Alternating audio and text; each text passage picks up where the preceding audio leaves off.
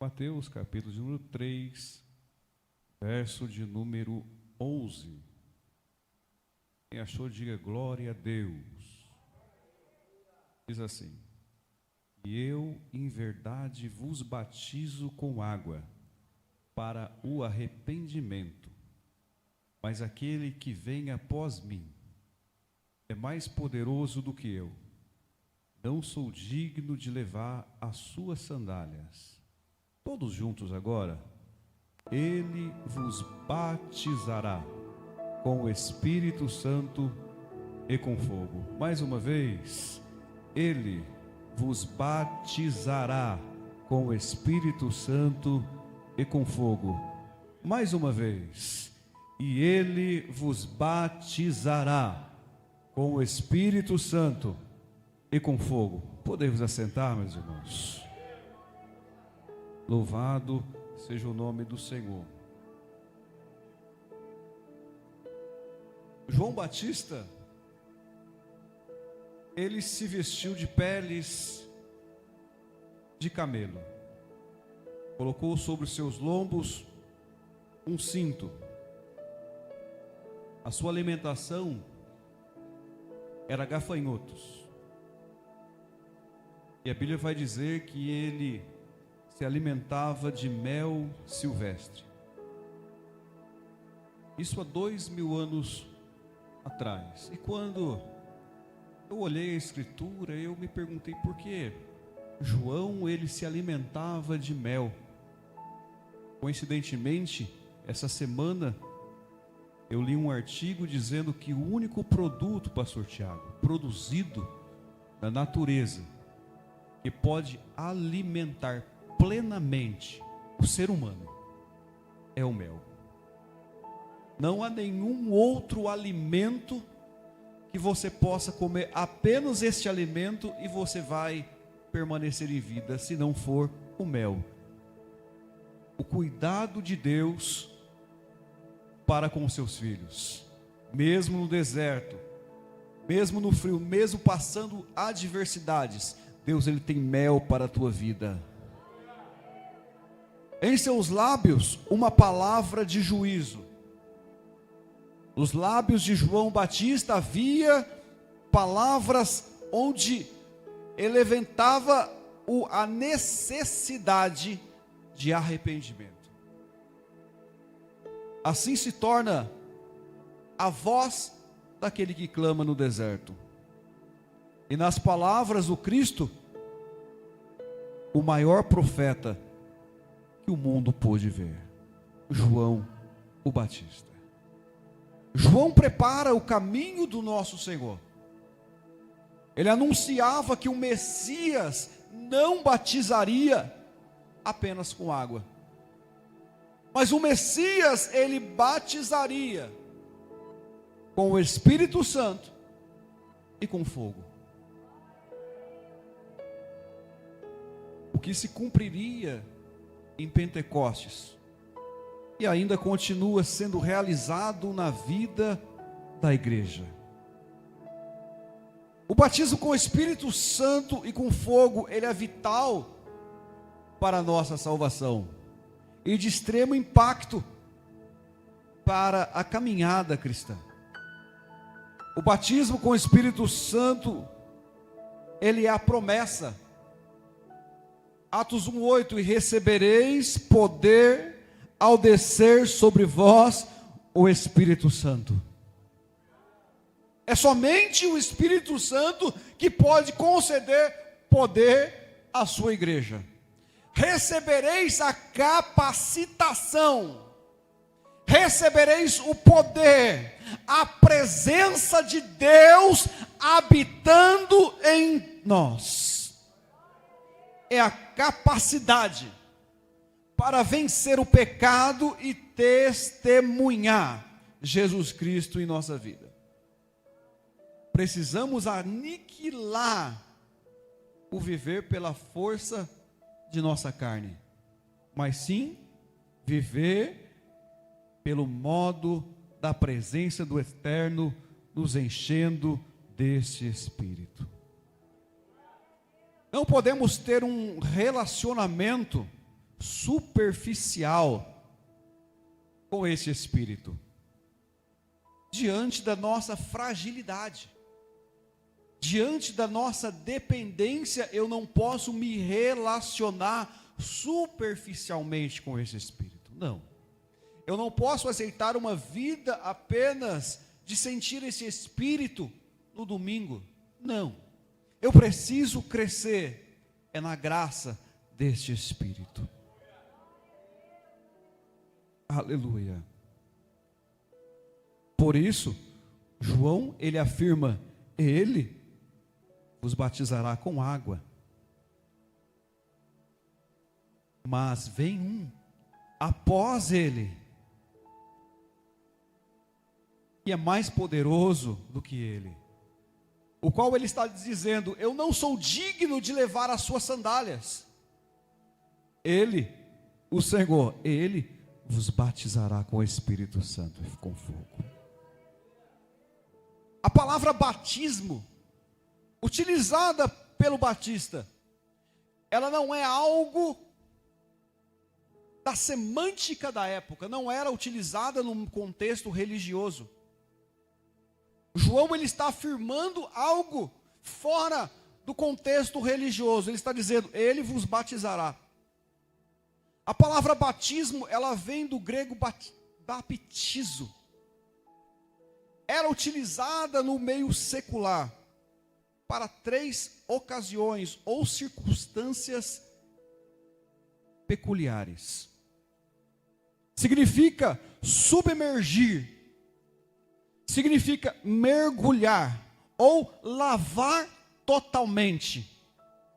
Ela era utilizada para aferir que um tinteiro, que uma pessoa que colocasse um tecido dentro de um tanque com tinta,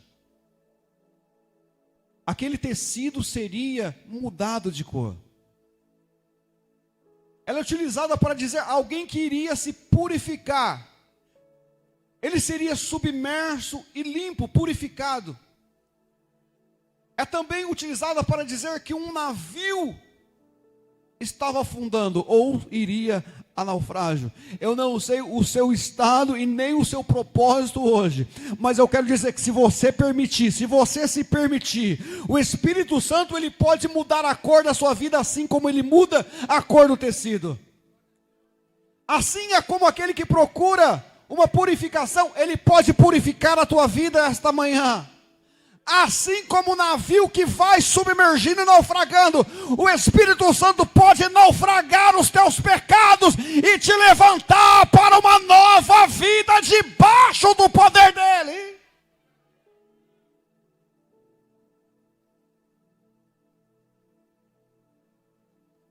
Aleluia. Pois no Espírito Santo há uma corrente de águas purificadoras.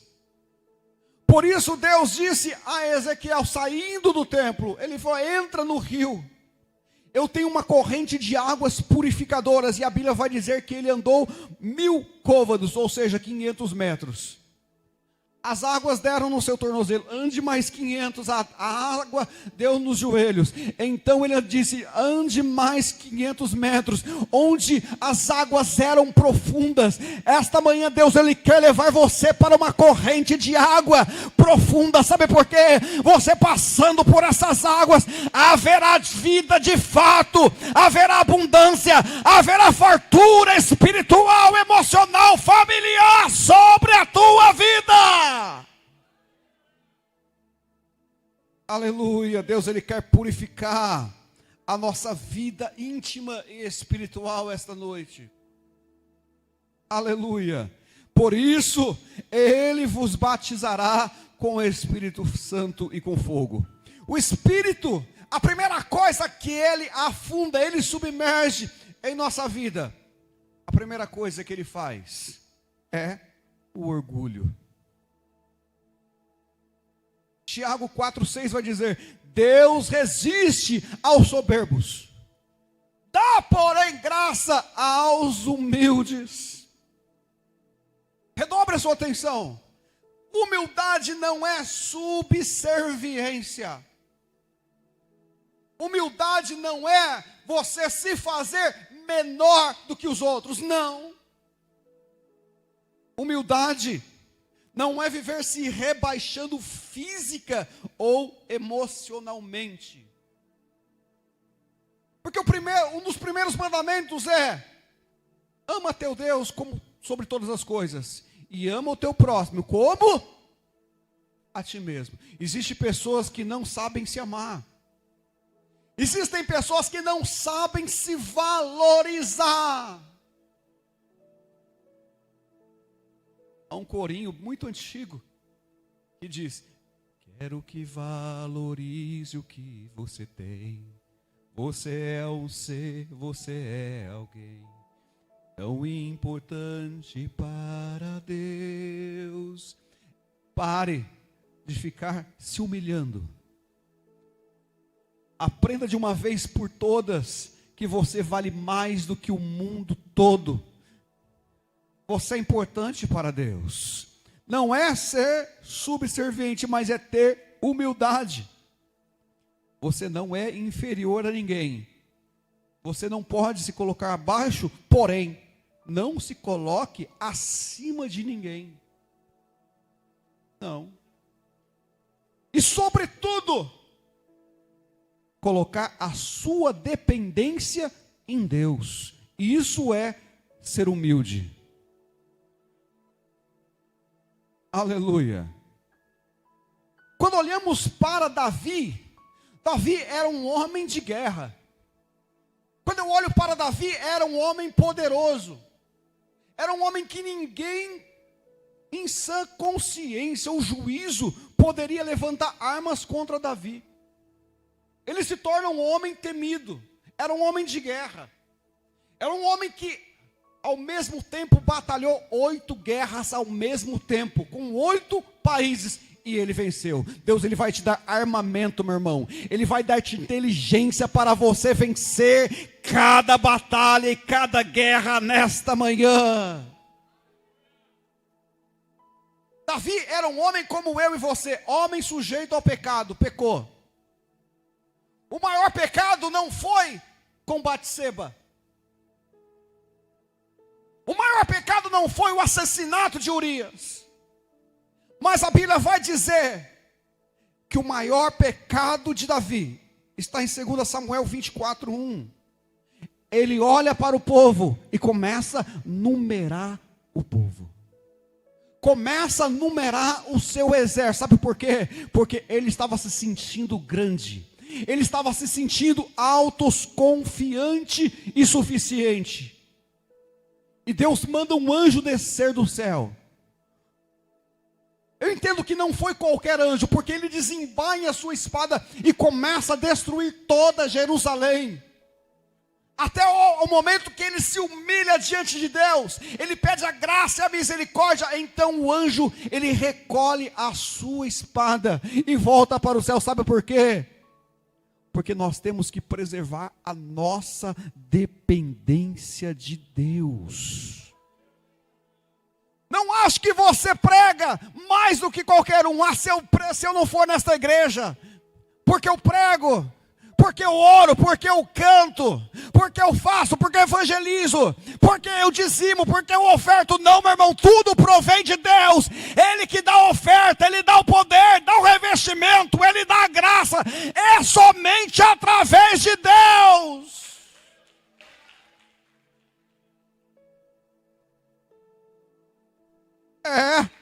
A Bíblia vai dizer, Jesus está dizendo que 2 homens subiram ao monte. Ele dizia: ó Senhor, eu não sou como esses pecadores, eu não faço isso, eu não faço aquilo. Mas do seu lado havia um que clamava misericórdia, clamava graça, clamava o favor de Deus. Aleluia. O dia que você ver uma pessoa, Pastor Vicente, o que você vê de ruim sou eu. O que você vê de bom é o Espírito Santo, meu irmão. O que você vê de bom é apenas o Espírito Santo. O restante sou eu mesmo. Aleluia. Aleluia, louvado seja Deus. Quando nós confiamos, somos dependentes desse Espírito, porque perceba que o Espírito não havia sido derramado no ministério de Jesus e antes do ministério de Jesus, o Espírito não havia descido. Havia uma promessa, Joel 2:28, há de ser que nos últimos dias derramarei o meu Espírito sobre toda a carne, mas esse dia não havia chegado. Mas isso não quer dizer que o Espírito Santo não estava na terra. Isso não quer dizer que o Espírito Santo não estava sobre Cristo e sobre as pessoas, porque o Espírito Santo, com exceção de Jesus, ele vinha, operava e se recolhia. A Bíblia vai dizer que ninguém confessa que Jesus Cristo, ele é o Senhor, se não for pelo Espírito Santo de Deus. E no meio do ministério de Jesus, Pedro olha para o Senhor e diz: tu és o Cristo, Filho do Deus vivo. O Espírito Santo operava no meio dos discípulos, ele operava no meio das multidões e se recolhia. Mas agora, meu irmão, ele está contigo, porque Jesus disse: ele estará em vós. Ele não vai te abandonar, ele não vai te deixar, ele estará todos os dias convosco. Uma mulher havia perdido todos os seus recursos. Uma mulher havia perdido toda a sua riqueza. O fluxo não parava, o fluxo de sangue não parava, não cessava. A primeira coisa que eu imagino, ela precisou se mudar, porque pela lei, ela precisava sair da cidade. Foi construída uma tenda para ela, fora da cidade. A Bíblia não vai dizer se era uma menina, se era uma moça, se era já uma mulher. Mas ela perdeu a sua família. Ela morava fora da cidade. Por muitos anos, 12 anos, morou num acampamento. A família precisava levar comida. A família precisava, pastor Tiago, levar a água. Precisava levar remédios. Ela estava acostumada com essa vida. Ela estava acostumada com a limitação. Mas um dia ela vai receber os mantimentos. E ela pergunta o que está acontecendo. A família vai bem, a tia vai bem, meu pai está bem, vai tudo bem, mas tem uma coisa que eu quero dizer. O que? Sabe aquele profeta que é mencionado nas escrituras? Sei. Ah, meu irmão, ela com certeza conhecia a palavra de Deus. Porque o crente, ele olha, ele estuda, ele lê a palavra de Deus, se alimenta da palavra de Deus. E alguém diz: é Jesus Cristo de Nazaré. Ele está dentro da cidade. A primeira coisa que ela faz é lançar a sua capa. Ela vai ao encontro de Jesus pensando: se eu simplesmente tocar no vestido, na orla da sua vestimenta, eu sararei. Sabe por quê? Ela foi dependente, ela foi confiante. A Bíblia vai dizer que ela toca no vestido de Jesus. E Jesus, na mesma ocasião, na mesma circunstância, no mesmo momento, ele olha para a multidão e pergunta: quem me tocou? Senhor, há muitos que te oprimem, que te apertam, como tu dizes, alguém te tocou. Ele diz: foi um toque diferente, porque deste toque eu senti que de mim saiu virtude. Quando você for tocado ou tocar nesse Espírito, meu irmão, tudo vai se modificar na tua vida. Essa prova você vai vencer, meu irmão. Essa enfermidade, essa moléstia, esse mal, você vai vencer. Aleluia, louvado seja Deus. O Espírito Santo, a primeira coisa que ele faz, ele tira o nosso orgulho. Ele nos modifica. Ele nos convence que nós somos apenas barro na mão dele. A Bíblia fala sobre Zaqueu, todos sabem a história, subiu no sicômoro, uma figueira brava, ou seja, era figos não saborosos, eram figos de baixa qualidade. E ele foi até essa figueira. Assim como essa figueira, meu irmão, era a vida de Zaqueu, não tinha fruto, não tinha beleza. Mas a Bíblia vai dizer que o mestre olha para cima e diz: Zaqueu, desce, porque eu quero ter um encontro contigo. Não quero apenas jantar na tua casa, mas eu quero mudar a tua vida. Eu quero mudar os teus dias, eu quero mudar tudo que há em você. E a presença de Deus nos constrange. A presença de Cristo nos constrange. E quando ele está na presença de Jesus, Jesus não precisa pregar, Jesus não precisou falar nada. Ele olhou para Jesus e disse: Senhor, eu me arrependo. Se um dia eu causei dano a alguém, eu vou restituir 4 vezes mais. Seja humilde, meu irmão. Seja humilde. O orgulho é quebrado. Aleluia. O Espírito Santo, ele não afunda apenas o orgulho. Ele afunda a mentira. Uma coisa que o Espírito Santo jamais vai compactuar e consentir na minha e na tua vida é a mentira. Pode parecer bonito para a pastora Yasmin. Pode colocar terno, gravata, pode colocar o melhor vestido. Pode fazer que está tudo bem, mas somente Deus, ele sonda o teu coração, a tua vida. Efésios 4:25, deixai a mentira e falai a verdade, cada um com o seu próximo. O cristão, ele é chamado para ser transparente. O cristão, ele é chamado para ser verdadeiro, porque Jesus disse: eu sou a verdade. A transparência. Onde havia o engano, o Espírito Santo coloca a sinceridade. Onde havia mentira, o Espírito Santo coloca a verdade. O problema é que muitos estão abandonando a verdade.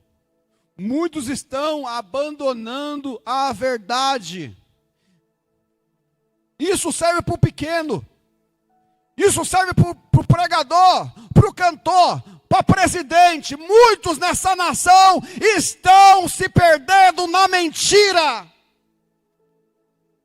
Estão vivendo a mentira. Romanos 1:25, o apóstolo Paulo, há 2000 anos atrás, está profetizando. 1:25, pois mudaram a verdade de Deus em mentira. O evangelho nunca foi tão deturpado. O evangelho nunca foi tão modificado. Existe uma filosofia que diz: faça o que quiser.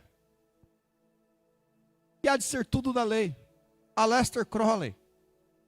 Faz o que você quiser, porque Deus, ele vai te aceitar. Deus, ele vai compactuar. Deus, ele vai assinar embaixo tudo o que você fizer.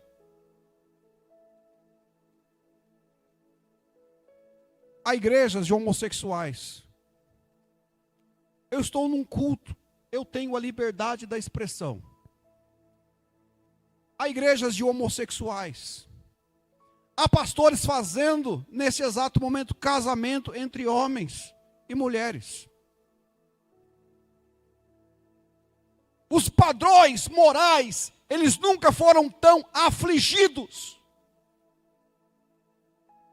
Os padrões morais, sociais e até mesmo espirituais nunca foram tão corrompidos.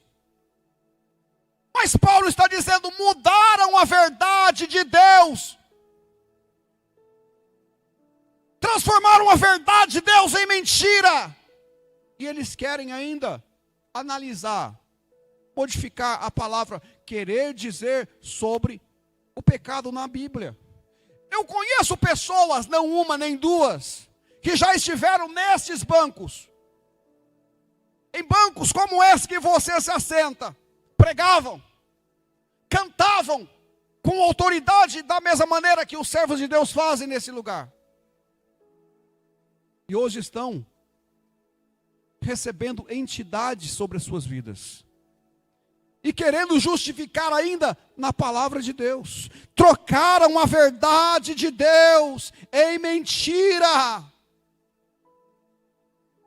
A Bíblia vai dizer que Deus ama o pecador, mas sem a santificação ninguém verá a Deus.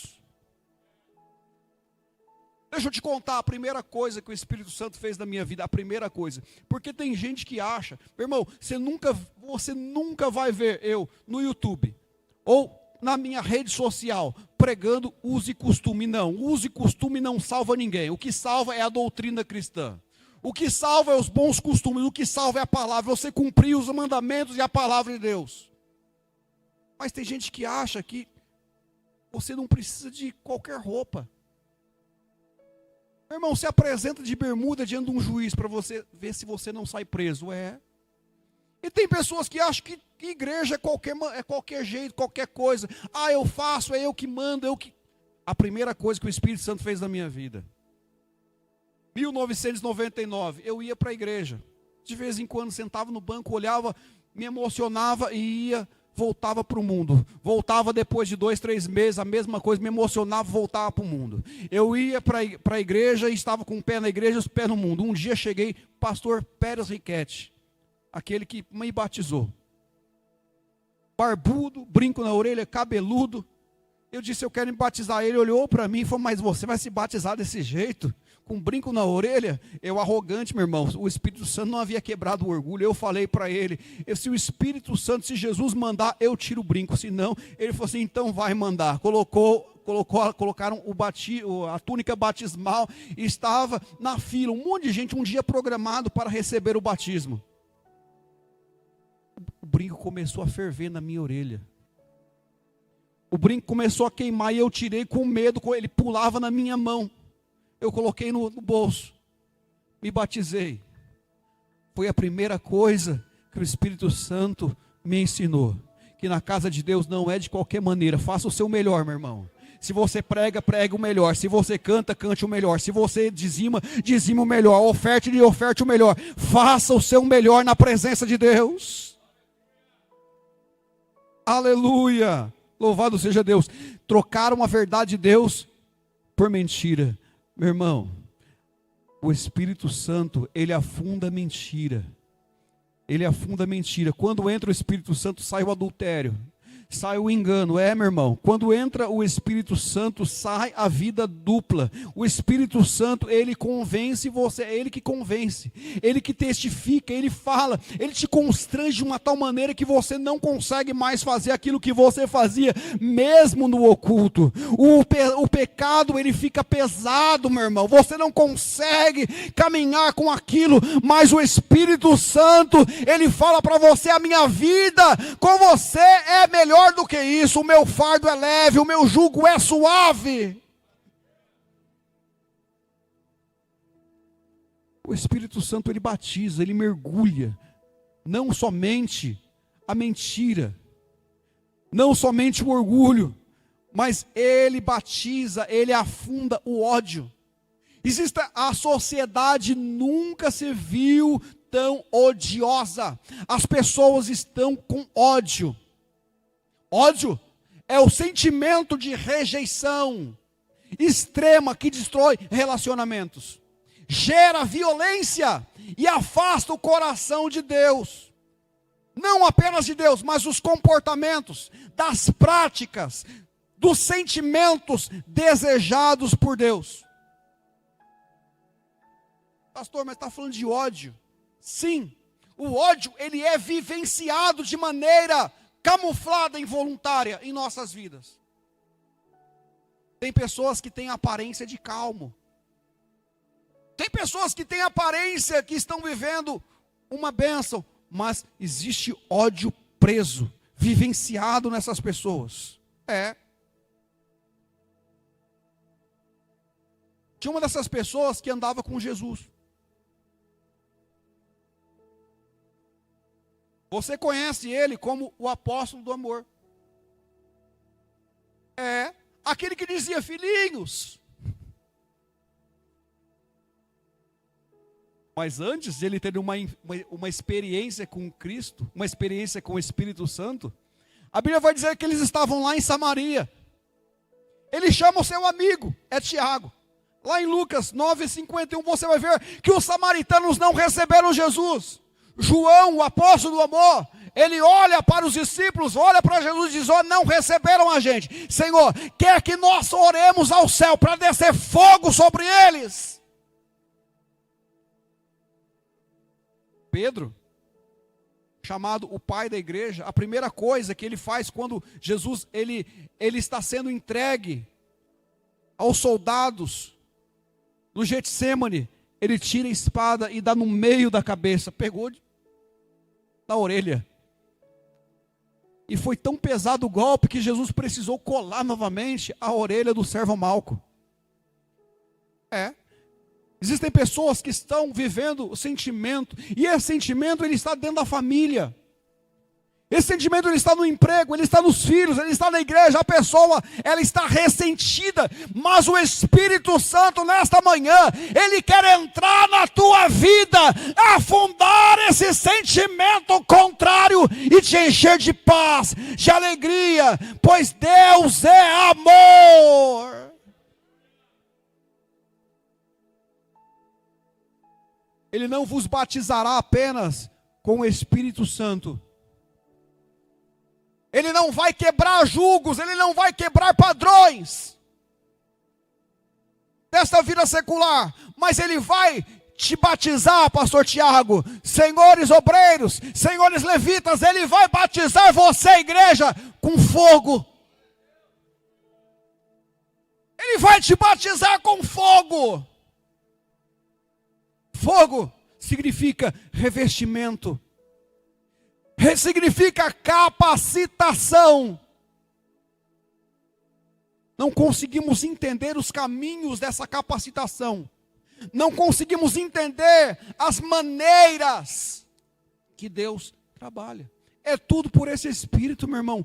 Tudo que você vê na Bíblia Sagrada é através desse Espírito. Me prendeu uma coisa, enquanto os irmãos cantavam. Deus já tem, como é que é? Cante, meu irmão. Deus já tem um caminho aberto. Como é que é? Deus já tem Deus já tem um caminho aberto pelas águas. Eu imagino cerca de 1.500.000 pessoas, incluindo homens, mulheres, idosos e crianças, saíram do Egito. Estavam sendo perseguidos por Faraó. Eles estavam ouvindo barulhos dos cavaleiros. Deus já tinha tudo arquitetado, levou eles para o mar. Não tinha para onde correr, não tinha para onde fugir. E a Bíblia vai dizer que Deus abriu o mar. Mas quando eu olho para a Escritura dizendo que Deus abriu o mar, como que isso se deu? A Bíblia vai dizer que bateu um vento oriental. Alguém sabe me dizer se o mar se abriu próximo de Moisés, ainda que ele bateu o cajado? Ele bateu o cajado. As águas não começam a se abrir pelo cajado. Ela começou a se abrir no meio do mar. No meio da travessia, Deus já tem um caminho aberto lá no final para você, meu irmão. Deus vai fazer você passar em seco. É pelo final. O mar começa a se abrir. Eles estão vendo os milagres. Cerca de 15 metros de altura são as águas. E eles começam a andar em seco. Sabe por quê, meu irmão? Quando você se relaciona com esse Espírito, ele vem sobre ti e te surpreende. Ele te modifica. Ele não vai te livrar de algumas circunstâncias, não. A Bíblia, eu preguei esses dias, a Bíblia fala sobre Daniel. Daniel tinha um espírito excelente. Ele era dependente. Mas ele foi parar na cova. A maneira não é se você é jogado na cova, é como que você se comporta na cova. É a maneira como você vai se comportar e vem vivenciar o seu milagre na cova. O Espírito Santo está em você, meu irmão. O Espírito Santo, ele tem poder, ele tem fogo para revestir você para toda e qualquer batalha espiritual. Por isso, ele vos batizará com fogo. Ele te dará revestimento. Ele te dará autoridade, aquilo que você acha que você não tem capacidade, que você não tem força, ele vem sobre você. Ele te dá graça, ele te dá condições para você vivenciar o sobrenatural. E quando olhamos para cada milagre registrado, quando olhamos para cada prodígio feito, nós sempre encontramos alguém cheio do Espírito Santo. A Bíblia vai dizer, 2 Reis, capítulo 4, que vinha Eliseu. Eliseu, ele passava por Sunem. Ele passava próximo a uma casa de uma mulher com posse. Ela e o seu marido eram funcionários, talvez do governo, tinham uma posse, talvez eram diplomatas. E a Bíblia vai dizer que a mulher olha para o seu marido e diz: eu já percebi que de tempos em tempos aqui passa um santo homem de Deus. A palavra original é kadosh, aquele que guarda a glória de Deus. Eliseu era um homem cheio do poder do Espírito, ainda que o Espírito vinha sobre ele, estava sempre se recolhendo, vinha sobre ele. A Bíblia vai dizer que Eliseu, ele olha para uma viúva pobre, havia contraído dívidas na gestão do seu finado esposo. Havia os seus filhos, os credores já estavam batendo a porta. Meu irmão, hoje, 1 em cada 4 brasileiros vive oprimido por causa de dívida.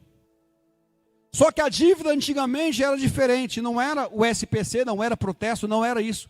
Alguém chegava e levava seus filhos embora. Alguém já batia querendo levar os seus filhos. E ela recorre ao santo homem de Deus, Eliseu. Eliseu, ele entra na casa e diz: o que vocês têm? Ela diz: tem apenas uma botija. Não era a botija, era o pouco de azeite que havia nela. Você pode se achar vazio, mas se existe um pouco de azeite, se existe um pouco do Espírito Santo derramado na tua vida, meu irmão, ele vai fazer você vivenciar esse milagre, esse problema, ele vai sucumbir. Sabe por quê? Porque maior é a presença de Deus sobre a sua vida. E ele dá uma ordem para a mulher: olha, vai atrás de vasos, porque aqui não há vaso suficiente. O milagre vai ser grande, meu irmão. O milagre vai ser grande, vai ser transbordante sobre a sua vida. E ela começa a encher os vasos, de maneira que não parou de sair azeite até que se acabaram os vasos. E ela foi, vendeu o azeite e viveu do lucro que se deu.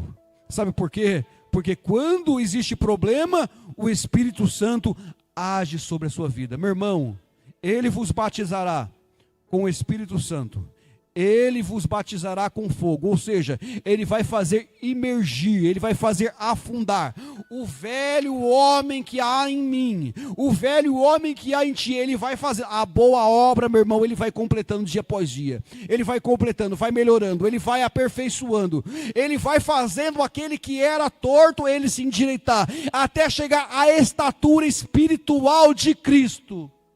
Ele vai afundando. Ele vai colocando recursos para que vocês tenham uma nova vida em nome de Jesus. Deus abençoe a sua vida.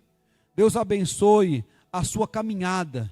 Deus abençoe sempre essa sua vida, debaixo da graça, debaixo da força e do revestimento deste Espírito. Deus abençoe toda a igreja em nome de Jesus.